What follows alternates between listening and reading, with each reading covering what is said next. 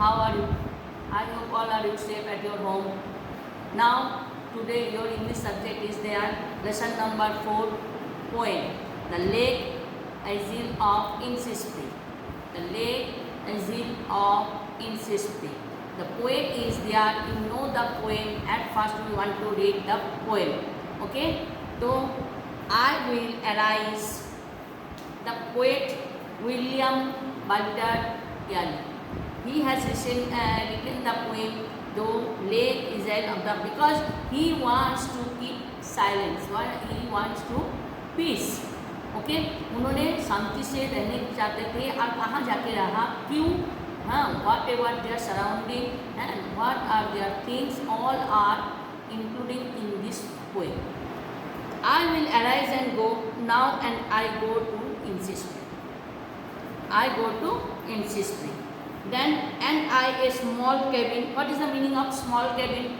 Cabin, there is mentioned as per this poem, the small hut, जिसको हम लोग छोटा सा झोपड़ी कुटी बोलते हैं.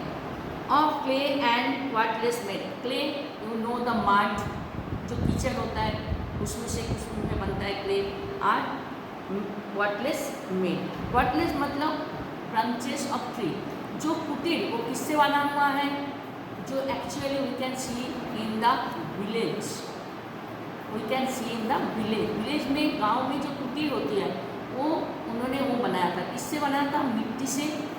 आपको मालूम है कि गांव में कुटीर जो बनते हैं, झोपड़ी बनती है, उसमें बहुत यूज़ होता है. जैसे मड का होता है, स्ट्रॉ का होता है, ऊपर जो पाम ट्री होता है उसकी जो पत्ती होता है, they can use the roof of the house. वो कुटीर की जो ऊपर का जो छत होता है वो पाम ट्री की जो पत्ते होता है उससे भी बनाता है, स्ट्रॉ से बनता है और बम्बू से भी बनाते हैं. बम्बू से घर बनते हैं कुटीर जो है. तो in the village on living. तो but in this poem the writer he was made like this heart with the mud and tree, branches of tree, पेड़ की डाली. Bamboo is not possible there, that's why he made like this. He used, okay. 9 bean rows will I have there. Bean is a green vegetable. तो वहीं पर 9 beans की रो बनाया था, because he need the food also. तो जो गांव की जो खेती बाड़ी होती है उन्होंने उसकी नकल वहीं पर किया. He wants to duplicate like a village. Okay. I hide for the honey. मधुमक्खी जो छत्ते होते हैं उसको बोला जाता है हनी भी, जो बनाते हैं उसको बोला जाता है हाइव. मधुमक्खी की जो छत्ते होते हैं उसको बोला जाता है hive. And live along in the bee love glade. ठीक है. तो ग्लेड क्या होता है? ग्रीन कवर होता है, ग्रीनरी होता है. जो घास होती है उसके जो ग्रीनरी होता है उसको बोला जाता है great. And I shall have some peace there, for peace come dropping slow, dropping from the veils of the morning to where the cricket sings. जब सुनसान इलाका होता है, शांत होता है, कोई नॉइज नहीं होता है, तो आपको बहुत सारे जैसे लाइक ए क्रिकेट, झिंगुर की जो आवाज़ ये हमेशा आप नहीं सुन पाओगे. जो पीसफुल एरिया होता है, शांत इलाका होता है, वहीं पर आपको झिंगुर की आवाज़ सुना जाएगी. क्योंकि we can see the cricket. हम लोग झिंगुर को देख नहीं सकते हैं, they are always hiding behind the bush. जो झाड़ी होता है उसमें छुपा रहता है, दैट्स. तो झिंगुर की जो आवाज़ होता है, हम लोग अभी जब क्लास में बैठे हैं, रास्ते में जाते हैं, घर पे रहते हैं, तो उस टाइम बहुत सारे साउंड होता है. किसी के घर में टीवी की आवाज़ होती है, किसी की मोबाइल की आवाज़ होती है, घर में खाना बनाने का आवाज़ होता है, बर्तन की आवाज़ होता है, और रास्ते में क्राउड की आवाज़ होता है, रास्ते से गाड़ी जा रहा है उसकी आवाज़ होता है. तो वो आवाज़ में झिंगुर जो क्रिकेट है, we can hear that sound. हम लोग झिंगुर की जो क्रिकेट की जो आवाज़ होते हैं, एक क्रिकेट का मतलब गेम्स नया तैयार, ये जो होता है झिंगुर की आवाज़ वी कैन हियर, हम लोग सुन नहीं पाते हैं. But when there is the peaceful area we can hear this sound of the cricket. ठीक है. I will arise and go now for always night and day. तो कवि ने क्या बोला, मैं हमेशा वही जगह में जाना चाहती हूँ जहाँ से we can hear the sound of the cricket. तो उन्होंने एक्चुअली ही मेड ए हार्ट, एक झोपड़ी बनाया था with the help of the bunches of the trees and mud, clay they use there. Okay. I hear the lake water lapping with the low sounds in the shore. While I stand on the roadway or on the pavement way, I hear in the deep harsh cold. Okay. So poem we already read. So are you understood what peaceful thing he wants in this poem? The poet has gone to the island. Island कहाँ बोला जाता है? Four sides of water and middle of the land. उसको island. हम लोग एक example दे सकते हैं कौन सा? बोलो तो हम लोग दे सकते हैं उसको Andaman Nicobar. This is also island. इसके चारों तरफ पानी होता है, बीच में सिटी है. अभी at present it is very development city. पहले दिन में क्या होता था, जो बहुत काम खराब किया उसको कैद में जेल में रखना है तो उसको जाके वहीं पर छोड़ के आते थे, क्योंकि that time there was no convenience. वहीं पर आपको कोई कन्वीनियंस नहीं मिलता था. अभी एट प्रेजेंट क्या है, अभी आपकी जहाज़ जाते हैं. जैसे अंडमान निकोबार द्वीपपुंज जाने के लिए आपको अभी at present bay of Bengal वहाँ गंगा नदी के ऊपर से एक जहाज़ जाते हैं, उसका नाम है हर्षवर्धन. तो हर्षवर्धन 3 दिन टाइम लेता है अंडमान जाने के लिए. तो पोएट भी ऐसे ही चाहते थे एक पीसफुल एरिया. तो सबसे पहले आपको ये सीखना है कि किसको बोला जाता है peaceful area. There is no other sound. हमको कोई डिस्टर्ब ना करें. हमको ऐसी जगह में रहना है जहाँ पर नोबडी विल डिस्टर्ब. तो उसको बोला जाता है पीसफुल. हम मेंटली हमको शांति चाहिए. ठीक है ना. चारों तरफ आवाज़ हो रहा है, हम अपना काम नहीं कर सकते हैं, तो डिस्टर्बिंग ऑल्सो भी होगा. तो आपको each and everybody likes this type of area, क्योंकि सबके मन में पूरे दिन मस्ती करो चाहे कुछ भी करो, ऐसा लगता है थोड़े टाइम के लिए हमको शांति चाहिए. तो जो पोएम है William Butler, at first we want to know about him. हम लोग सबसे पहले उनके बारे में जानना चाहेंगे. तो William Butler हेड्सवर्थ born in 13 June 1865. He born 1865 13 June. He was a very special poet. The very special poet because his thinking was very different for others poet. 1923 December he was awarded a Nobel Prize. Okay, he awarded Nobel Prize. He is generally considered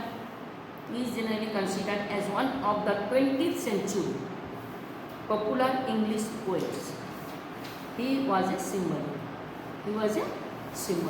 क्योंकि उन्होंने he was the extraordinary poet because he used allusive, imaginary and symbolic structures throughout his career. आपको जब तक उन्होंने poet थे, अब जब तक उनकी करियर बना है, उनकी जो पोएम की स्टाइल है that is different of others poem. वो उनकी सोचना, थिंकिंग, उनकी सिंबलिंग, उनकी लिखने की स्टाइल हैं, ऑल आर डिफरेंट. बट 1939 20 जनवरी उन्होंने चल बसे. कहाँ मालूम है? In France, in A room of hotel. France में एक होटल के एक रूम में उनकी डेथ हुआ. ठीक है, that is the about the poet. फिर हम आ जाते हैं the lake Israel of insist. What is the meaning, what is the inner meaning of this poem? In this poem, the poet William spoken about the need for peace. He wants to build, I already explained, he wants to build a cottage by art. Wants to build a small, simple cottage in Innisfree. In Innisfree, that means an Iceland. In where? Ireland. He wants to be in the land, nature for away from the fast and heated of the city. City से हट के थोड़ा प्रकृति के सामने वो बनाना चाहते हैं कुछ, ठीक है। He will have 9 beans rows and a honey hive near the heart. In his cottage he will find peace in the form of music from the songs of the cricket. मैं पहले ही बोली हूँ, क्रिकेट की जो आवाज़, हाँ, हम लोग नहीं सुन पाते due to crowd of our surrounding, due to crowd of our surrounding. हमारे चारों तरफ आवाज़ के चलते क्रिकेट के सॉन्ग सुन नहीं पाते। But if you will find a place in where not a single sound, you can hear the cricket song also, तब आपको क्रिकेट की आवाज़ सुनाई जाएगी। Don't forget it, spelling is same, but cricket means this is the one type of insect that is called the झिंगुर, इसको बोलते। ये देखोगे कभी एक जगह में नहीं रहता, he always try to jump, एक जगह से दूसरी जगह जंप कर करके जाते हैं। In the midnight he will enjoy the glimmer of the stars and the moon, will spread A purple glow. अगर आप लोग सोसाइटी में रहते हो, टेरेस पे चले जाते हो, रात का जो हमारे जो नेचर होता है, रात की जो प्रकृति होता है, वो थोड़ा डिफरेंट ऑफ डे।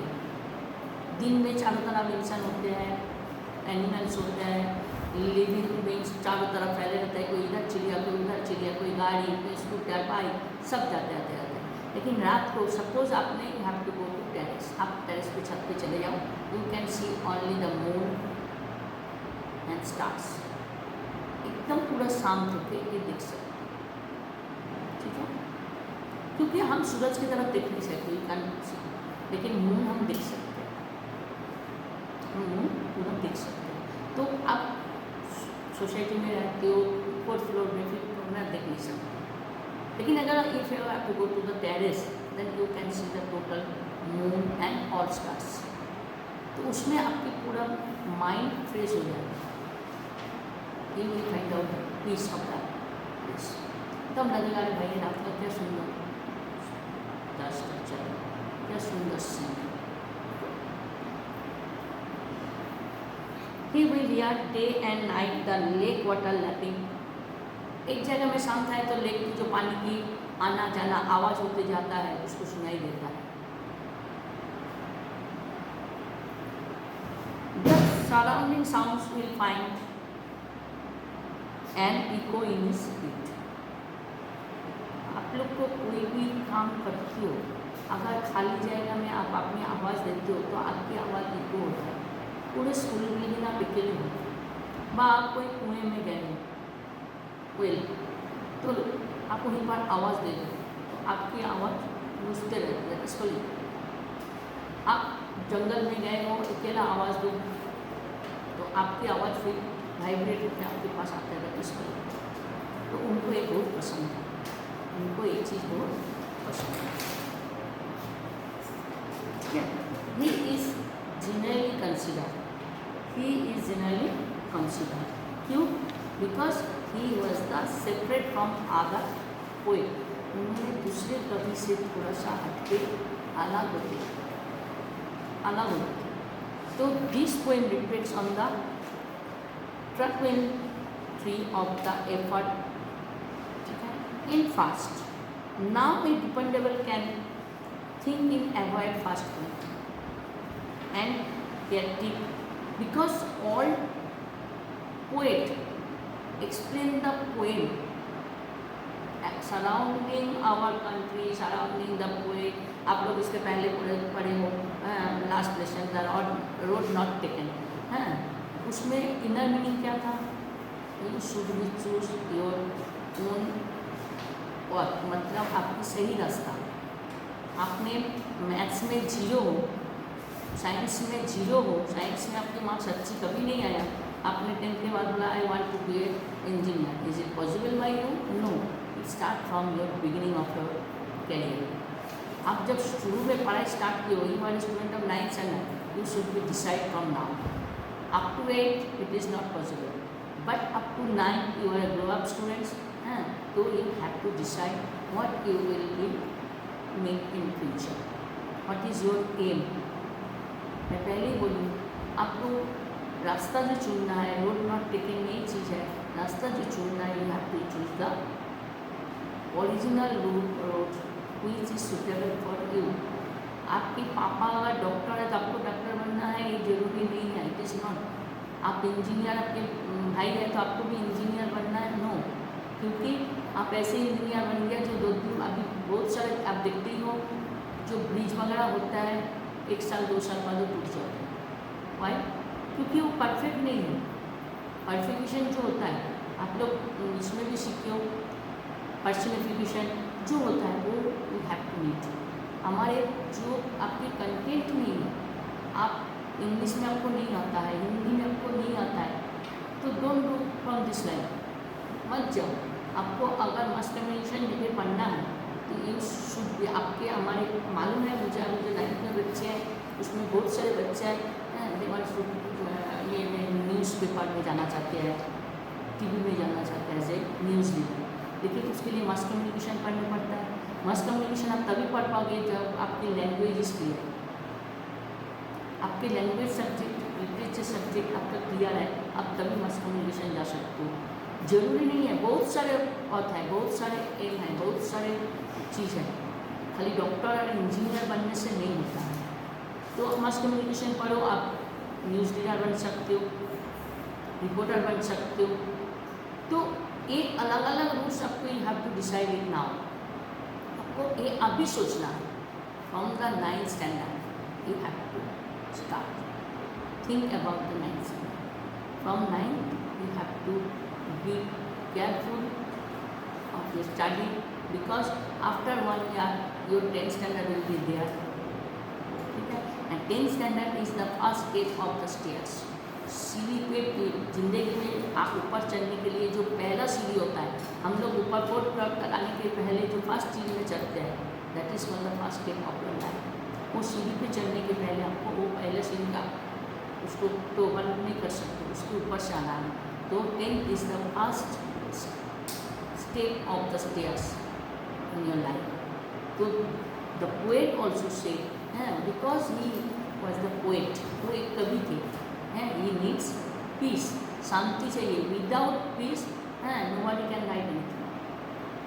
जो राइटर होते हैं, जो लेखक लेखिका कवि होते हैं, वो देखोगे एक थोड़ा अलग मेंटेलिटी होता है, जहाँ पर गैदरिंग होता है वहीं से वो हटके होते हैं। He always try to sit along, think about the poem, think about the nature, each and every time he use like that. तो जो आपको एक पोएम में लिखा गया वही आपको पढ़ना है, ठीक है। Now who has pen the poem? If I want to ask the question who has pen the poem, तो you have to write the name of the poet. Pen आपने 8th तक में पढ़ा है, who has written this poem, who is the right name of the poem, what is the name of the poet. लेकिन जब 9th से आ रहे हो, अब जब भी आपको पहले ही बोले, instead of parts of speech you learn the figure of speech in 9th standard. Up to 8th standard you learn the parts of speech which is used in the sentence। Parts of speech जो हमारा है, 8 kinds of parts of speech used only in the sentence। But from 9th standard you can learn the figure of speech। I already written last class, there are 26 figure of speech। So we have learned near about 16 to 16। So 16 figure of speech you have to learn, and all figure of speech related with the poem, all figure of speech related with the poem। तो when we have to, poem जो होता है उसकी छंद होना चाहिए, अलंकार होना चाहिए। छंद कैसे होते हैं? Now it is poem की क्या, will का सैंड लिखोगे, Jack and Jill went up the hill, जीला हिल एक पोएम पहले था। Now it is there is no similarity with the first letter, last letter of the first page, first poem, first line। It is not compulsory, because thinking, एक जो poem की अभी लिखने की जो स्टाइल है वो स्टाइल थोड़ा अलग है। सिम दिस वन, आपको पहले ही मैं बोली हूँ, पहले दिन की पोएम में Jack and Jill went up the hill के साथ फेल इन द, वो तो विल ए मैच होता था, अभी वो नहीं होता है। अभी पोएम के बीच में inner meaning is there. Each and every poem you can find out the figure of speech. So we already learned the figure of speech. So you have to maintain the figure of speech. You have to learn the figure of speech. Otherwise, not possible. Because each and every poem written by the anyone, any poet, are maintain the figure of speech. तो आपको ये poem के आपको pen बोला जाएगा. Who has penned the poem? Not written the poem. But what is the name of the poet? तो क्या लिखोगे? The poem has been penned by William Butler Yeats. Okay. What does the poet want to build at in speech? The poet wants to build a small cabin of and wattles इन इंस्पेस. Wattles in in space. What can the narrator hear? वो क्या सुनते थे? पहले I already discuss in the class. The narrator can hear the lapping of the lake water. पानी का जो बहर, पानी का जो आवाज़ है ये आपका होता था. ओके. तो साउंड ऑफ द सी. समुद्र के किनारे में पानी का सी होता है, उसमें ये अपना होता है. ठीक है. तो you have to learn this poem. Write the point, main points of the poem and write the about the 5 sentence about the poet. Okay. तो so be careful, be safe at your home and do your work on in proper way. Okay, bye.